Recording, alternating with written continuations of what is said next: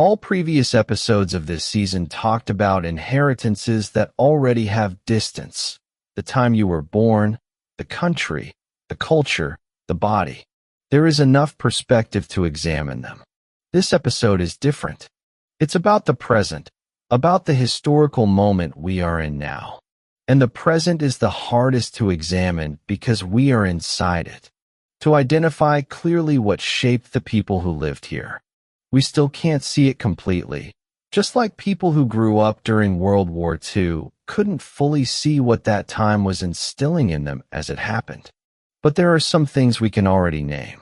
And naming them is the beginning of having some agency over what they are instilling in us. World now that you feel is changing something in you, in the way you relate to the future, to information, to other people, to your own time. The fragmentation of attention.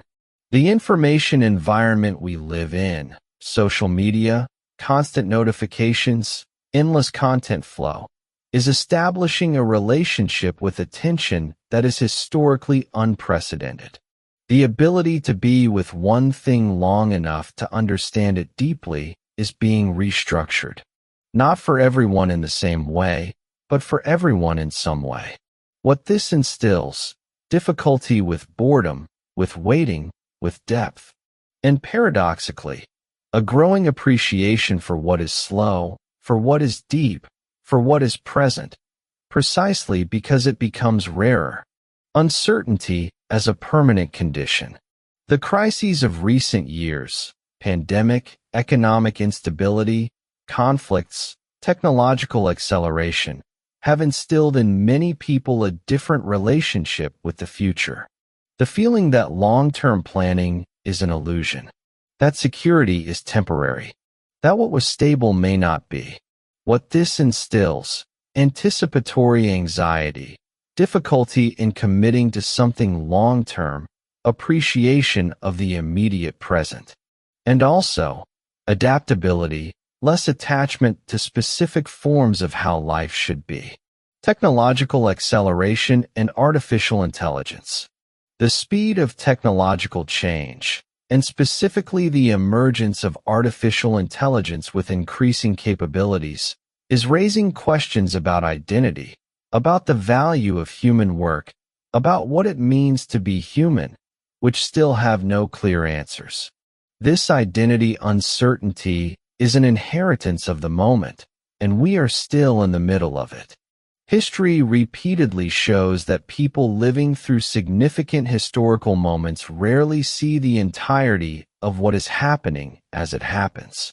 They see fragments, those that directly touch their lives, but not the complete structure. What people who lived through the Industrial Revolution couldn't see: how much it was transforming family, community, the relationship with time and nature, the mental health of populations. What people who lived through the emergence of television couldn't see: how much it was changing politics, collective attention, what was considered real. What we probably can't see about now: the full impact of attention fragmentation. What is happening to our capacity for solitude and presence? What technological acceleration is instilling in children growing up entirely within it? Not being able to see completely doesn't mean we can't act. It means acting with humility, knowing that we are navigating with incomplete information, which is indeed the condition of all human action. 1. Intentionally create the conditions of attention that the environment does not provide. If the moment instills fragmentation, the choice is to create deliberate spaces of depth, not as a refusal of the present, but as balance. 2. Distinguish necessary adaptation from capitulation. Not everything this moment instills should be accepted. Some adaptations serve. Others cost more than they are worth. The work is to distinguish. 3. Maintain the capacity for historical perspective. Knowing that moments pass, that what seems permanent is often transient, that other equally disruptive moments have been navigated, doesn't resolve uncertainty, but changes the relationship with it. 4. Continue to choose with intention, even with uncertainty. The uncertainty of the moment does not suspend the responsibility to choose. It suspends the illusion that we can choose with certainty. That illusion was never real. To see it completely, but we can choose how we relate to what is happening, and that is enough. This season covered inheritances that are bigger than family, time, country, culture, body, moment. Inheritances that are rarely named as such, because they are so large they seem like the world itself, not something that was received. But they are inheritance. They were installed before any choice. And they can be examined, with more difficulty than family inheritance, with less distance, with more uncertainty. But they can. You are not just living in the present.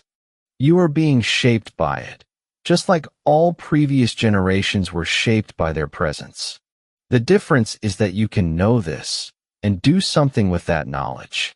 This is invisible inheritance. What is happening now, and how to have agency within a moment we cannot yet see completely.